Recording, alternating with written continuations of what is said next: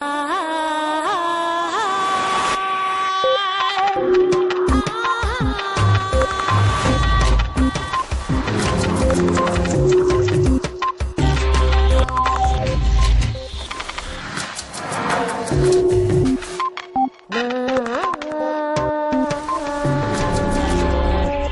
ciencia es una manera de llevarnos al cambio de opinión, incluso a rastras. Carol Taybris.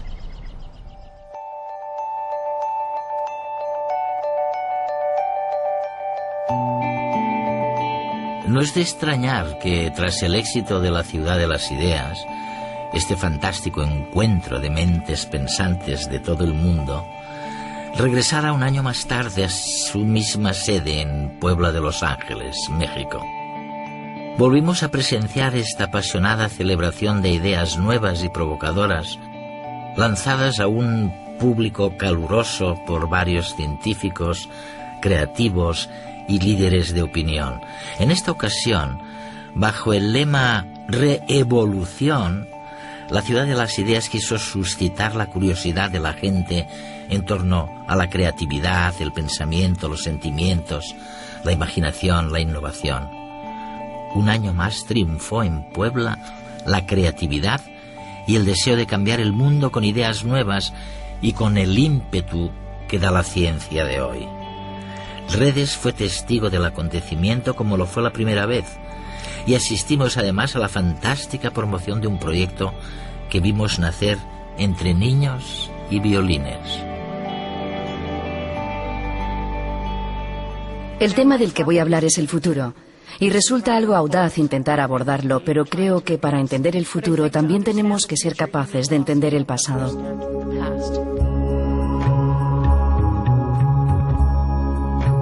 El objetivo de unas jornadas como estas es replantearse ideas preconcebidas, examinar la experiencia adquirida, debatir lo ya conocido y reinventar el futuro. El conocimiento de hoy ha de servir para construir las tecnologías del mañana, y por eso no podía faltar alguien que nos hablara sobre cómo se curará en los próximos años. Catherine Moore es directora de investigación médica en el centro Intuitive Surgical y también da clases en el departamento de cirugía de la Escuela de Medicina de Stanford, Estados Unidos. Catherine intenta implementar los recientes robots diseñados para ayudar a los cirujanos a llegar donde no alcancen sus ojos y sus manos.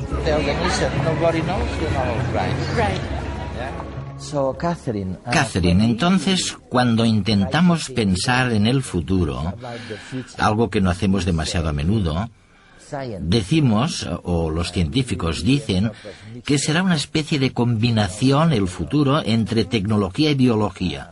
Bueno, eso en líneas generales, pero ¿tú cómo ves el futuro? ¿Estás trabajando para el futuro en medicina? Sí, es difícil predecir lo que vamos a hacer en el futuro. Me preocupa que no seamos lo bastante inteligentes como para manejar todas las tecnologías que tenemos. El mero hecho de que podamos hacer algo no significa necesariamente que debamos hacerlo. Lo que yo veo es que va a haber dos caminos. Por un lado, en el futuro vamos a continuar desarrollando esas tecnologías, pero en cambio, no tendremos muchos más conocimientos sobre la necesidad de aplicarlas o no. Quizás más bien retrocedamos y miremos cómo tratar esas enfermedades, cómo tratar a la persona en su conjunto y cuándo aplicar realmente la tecnología. Ese es el futuro para el que yo quiero trabajar, porque el otro futuro me asusta. O sea que, al aplicar la tecnología a enfermedades del futuro, en lo que estás pensando, lo que dices o sugieres, es que las técnicas no invasivas podrían ser más necesarias de lo que pensamos. Eso es, ¿no? Sí, creo firmemente en ello. ¿Lo crees? A medida que envejecemos, tendemos a desarrollar nuevas enfermedades, ya sea hipertensión, diabetes o cáncer.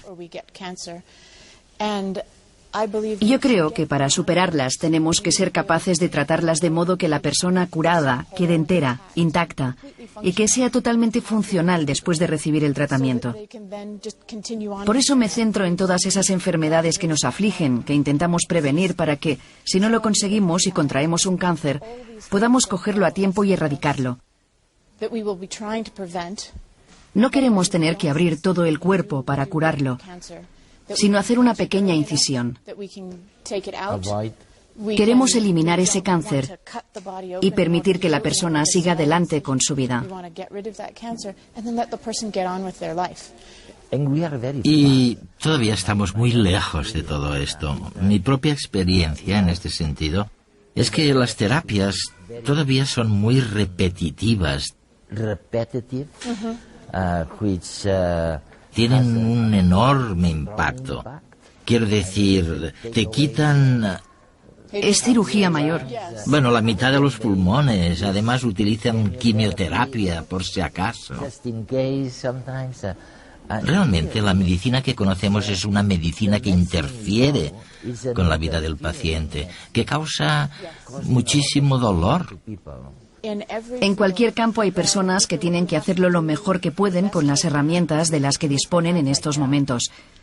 Y tienen que centrarse únicamente en el paciente y hacer todo lo posible por él o ella. Yo ahora no trato con pacientes. Lo que hago es ir más allá y ver cómo podemos dotar a los médicos de las mejores herramientas para los próximos 10 años. ¿Y cuáles son las herramientas que les habéis proporcionado, que realmente debieran subsistir? Bueno, yo trabajo con una empresa que fabrica instrumentos muy pequeños, con los que se pueden efectuar incisiones muy pequeñas y utilizar la misma cirugía que si se tratara de una gran incisión, pero sin necesidad de hacer ese gran corte. De modo que el paciente no necesita recuperarse de una incisión tan grande. Lo que sí que pueden hacer, en cambio, es centrarse en su recuperación, en lo que nosotros podemos hacer para que se recuperen. Cuando hablamos de cirugía y de cirugía en sentido clásico, hablamos de un gran corte. Las manos del cirujano están en el paciente, sus ojos pueden mirar dentro del paciente y ahí hay una conexión humana, ya que están las manos. Cuando añadimos la tecnología entre el cirujano y el paciente, si no somos cuidadosos, podemos deshumanizar ese contacto. Sin embargo, si usamos la tecnología para que cuando el cirujano mueva la mano sobre el controlador, el instrumento se comporte exactamente como lo hace su mano, en ese momento el cirujano no está pensando en el instrumento, sino en el movimiento que está haciendo. Piensa en la forma en que movería las manos, la forma en que miraría con sus propios ojos.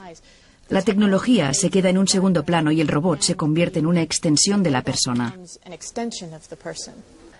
¿Y en qué tipo de operaciones utilizáis esa tecnología intuitiva? Bueno, para la cirugía de la próstata. ¿Próstata? Para eliminar el cáncer de próstata en cirugía ginecológica, en el cáncer de ovarios y de útero. También se utiliza en cirugía del intestino, ya sea para enfermedades como el reflujo o la obesidad mórbida, así como en cirugía cardíaca. En la cirugía cardíaca tradicional hay que cortar el esternón y abrir la caja torácica para llegar al corazón. Con instrumentos pequeños puedes trabajar entre las costillas y operar el corazón sin necesidad de abrir todo el pecho. Ahora, gracias a la tecnología, estamos entrando en una nueva era para la cirugía. Y el ritmo de innovación tecnológica se ha vuelto tan rápido que los tratamientos quirúrgicos actuales se reinventan una y otra vez, a una velocidad que marearía a los cirujanos del siglo pasado. En vista de todo esto, creo que la superpotencia tecnológica que tienen nuestros cirujanos cambiará el mundo, especialmente en lo que respecta al poder de comunicación. Los pilares de fibra óptica y por satélite que conforman esta red de comunicación global permitirán la teleformación, la enseñanza a distancia. Algunos podéis pensar que, como fabrico robots, soy partidaria de que la telecirugía, la realización de cirugía a distancia, se convierta en la tecnología mayoritaria. Pero no creo en un modelo que promueva la centralización de las habilidades. La telecirugía puede permitir que una persona se pueda operar en un lugar remoto, pero realmente no se hace mucho más que tratar a un paciente, una situación de cirugía. Sabes que nos encantaría saber que esa es la tecnología no invasiva e intuitiva de la que disfrutaremos en el futuro. ¿Cuáles son los obstáculos? ¿Cuáles son las barreras que, en tu opinión, impiden que se aplique de esta manera universal esa nueva tecnología?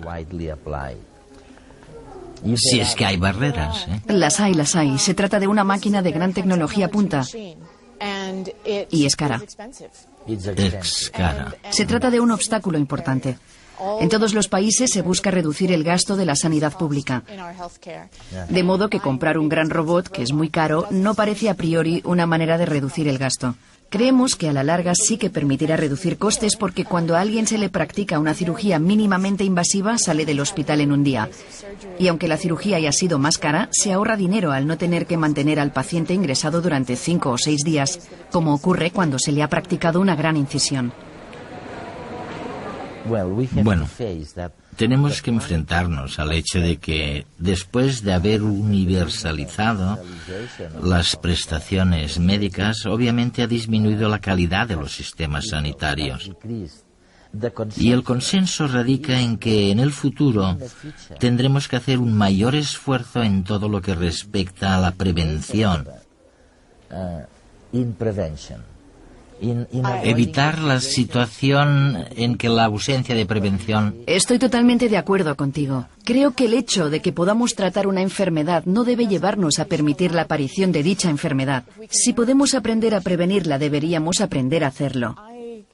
Pienso que mejoraremos en prevención, pero también creo que nunca ganaremos totalmente la partida. Y aunque no lo logremos, a pesar de todo, valdrá la pena para esa persona, aunque no seamos capaces de impedir que desarrolle un cáncer. Tenemos que averiguar cómo tratar a esa persona cuando fracase la prevención. Pero siempre diré que la prevención es la mejor alternativa. Otro de los invitados a la Ciudad de las Ideas fue Robert Wright, periodista y prolífico autor de bestsellers sobre ciencia, psicología evolutiva, religión y teoría de juegos. Según Wright, las relaciones humanas en un mundo globalizado serán cada vez más de suma no cero, es decir, que siguen una dinámica donde lo que beneficia o perjudica a un país, a una comunidad o a un grupo económico, también beneficiará o perjudicará a los otros países, comunidades o grupos económicos. Y es que estamos todos en el mismo barco, lo queramos ver o no. Ha de llegar el día en que prevalezca el lado bueno y compasivo de la naturaleza humana. ¿Por qué no se impone la mejor cara de la naturaleza humana?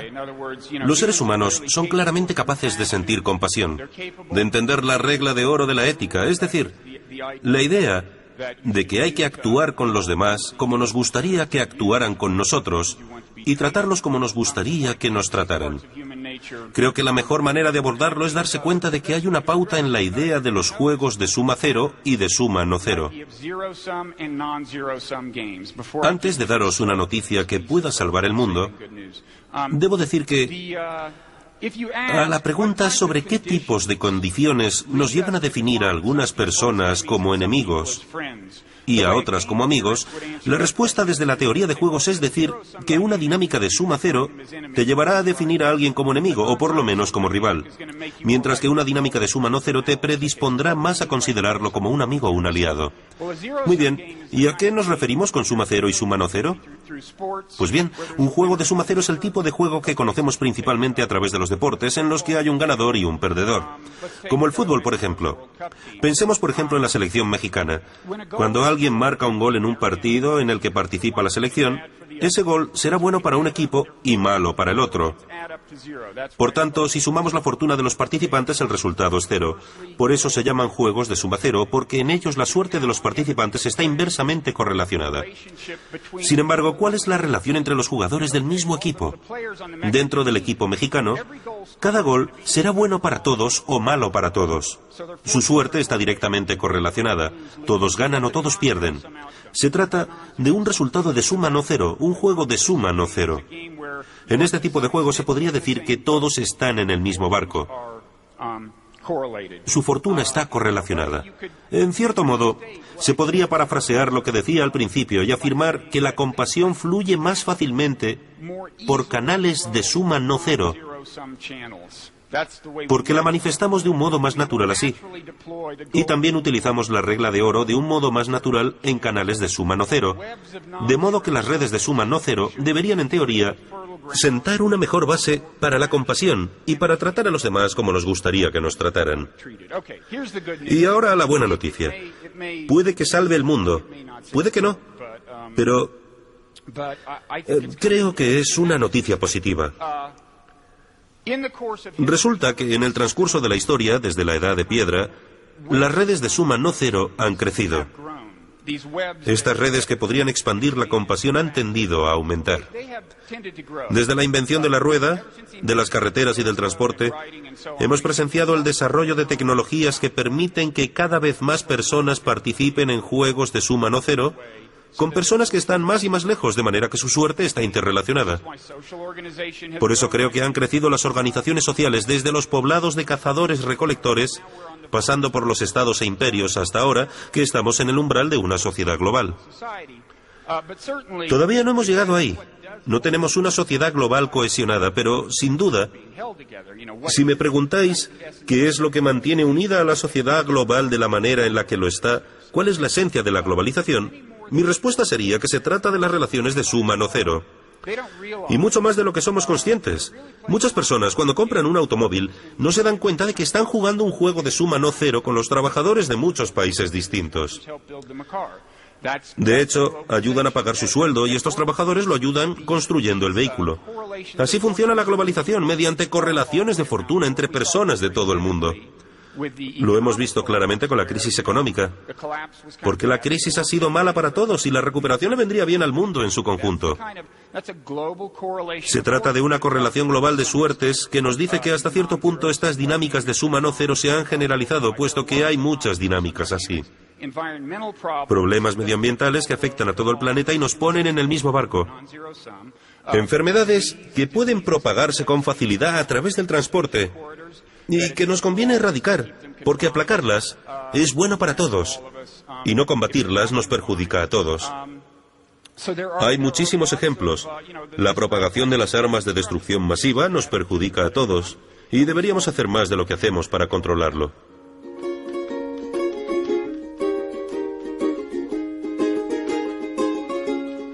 La ciudad de las ideas quiere acercar a la gente el conocimiento sobre ellos mismos, la mente, la conciencia, la moral, la creatividad, fundamentos de la naturaleza humana que no serían nada sin la memoria, aunque no siempre es bueno fiarse de ella.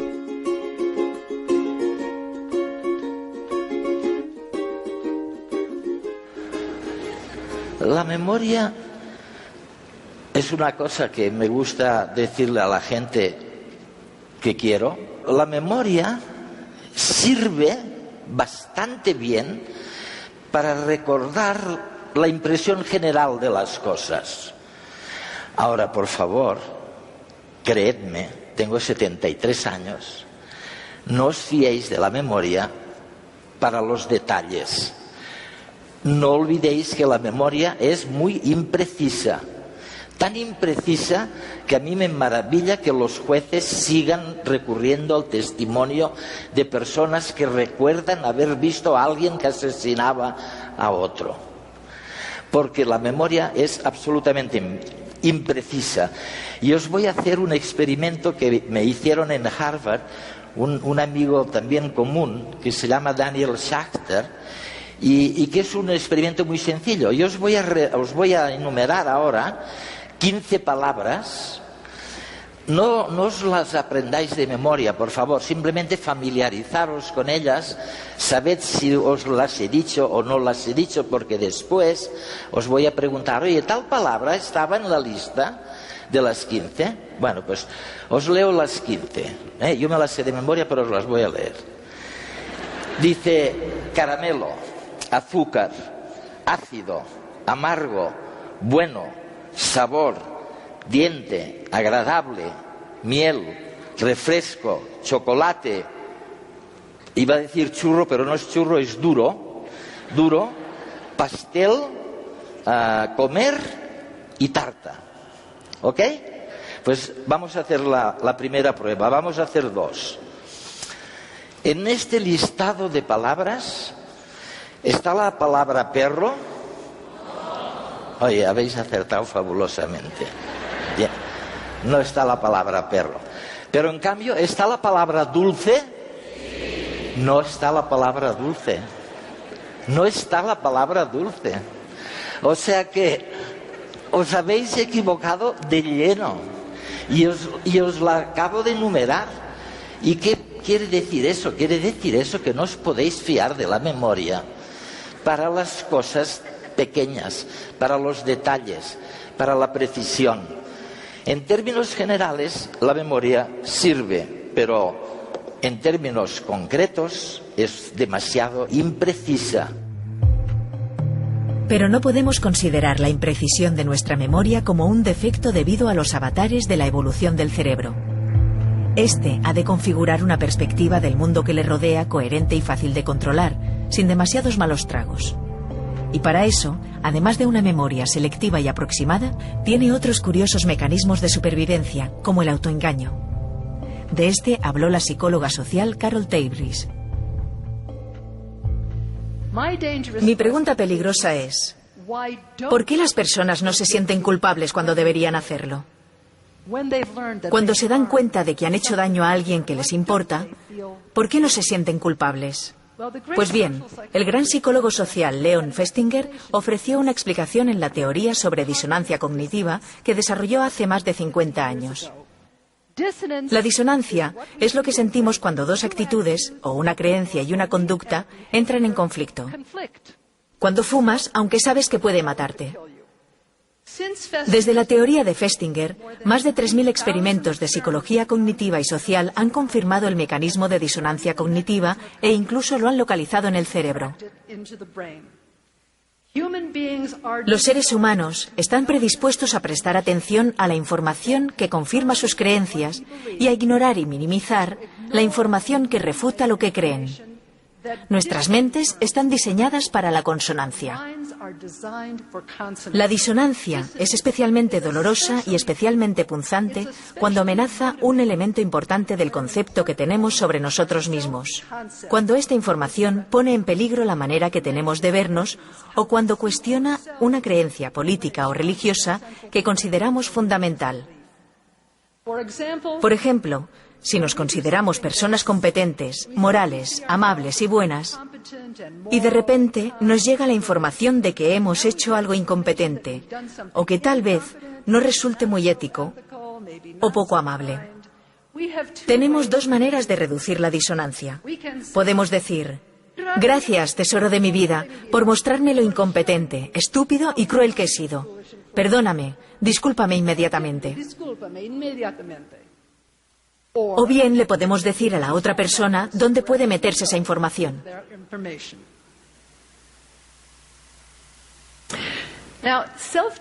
La autojustificación no es lo mismo que decirles a los demás que se vayan a tomar viento. Más bien es la manera en la que funciona inconscientemente la disonancia y que nos permite mentirnos a nosotros mismos. Es verdad que, como nos ha dicho Dan Ariely, hay personas crueles y malvadas en el mundo, pero los mayores problemas no nos los dan las personas crueles y malas que cometen actos malvados, sino las buenas personas que justifican las cosas malas que hacen para mantener intacta su convicción de que son buenas personas. Puede que el malestar de la disonancia sea parte de cómo funciona el cerebro de un modo natural para conservar nuestras creencias. Pero nuestra manera de plantearnos nuestros errores y pensar en lo que significa equivocarse es completamente adquirida. Admitir nuestros errores, estar abiertos a que alguien refute nuestras ideas, como sucede en conferencias como esta, nos lleva a ideas mejores que pueden salvarnos la vida. Una de las mejores historias es la de Wayne Hale, que era director de lanzamientos en la NASA, la Agencia Espacial de Estados Unidos, y que en el año 2003 tomó la decisión de lanzar al espacio el transbordador espacial Columbia. El Columbia tuvo un accidente, estalló en el aire y 7 astronautas murieron en la explosión. La primera respuesta de Hale fue justificarlo. No pude hacer nada por evitarlo. Creía que tenía la mejor información. Estaba haciendo lo correcto. Creo que voy a eludir toda responsabilidad.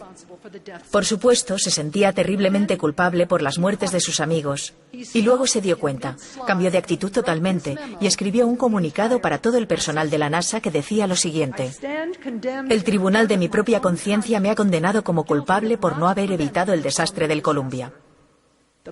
En resumidas cuentas, no logré entender lo que se me decía. No logré estar ahí para que pudieran contar conmigo. Por tanto, no busquéis en ningún otro lado. Soy culpable por haber permitido el accidente del Columbia. Imaginad ahora que fuerais astronautas. ¿Preferiríais que vuestro director de lanzamientos pasara la pelota y eludiera la responsabilidad? ¿O preferiríais a Wayne Hale, que os consta que se dejaría los cuernos para asegurarse de que estáis a salvo? La NASA lo tiene claro. Wayne Hale obtuvo un ascenso y pasó a dirigir el programa de transbordadores espaciales.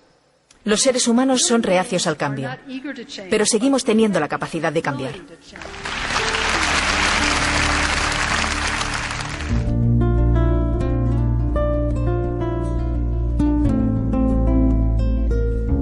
Fue una grata sorpresa descubrir que redes, además de transmitir ideas y demostrar que la ciencia está ya en la cultura popular, es también un vehículo para difundir proyectos hechos con ilusión y encaminados a hacer más feliz a la gente. Así ocurrió con la pequeña escuela de música para niños mexicanos que aprendían a tocar el violín en las cercanías de Puebla. Hace un año, en la anterior edición de La Ciudad de las Ideas, los visitamos acompañados de Benjamin Zander, fabuloso director de la Filarmónica de Boston, que compartió con ellos uno de los ensayos a cargo del admirable profesor de los niños, Julio Saldaña. Fueron momentos entrañables, pero no imaginamos hasta dónde podía llegar esa pequeña orquesta dedicada a mover la creatividad y las emociones de niños con escasos recursos, gracias al esfuerzo de su profesor y de sus músicos. Nos encontramos esta vez no con 30, sino con 300 niños, tocando gracias a la ayuda de voluntarios y empresarios mexicanos comprometidos con el proyecto. Esta vez, la orquesta acudió a la Ciudad de las Ideas a mostrar su entusiasmo y a enseñar cómo una idea puede transformarse en proyecto real gracias a la inteligencia social.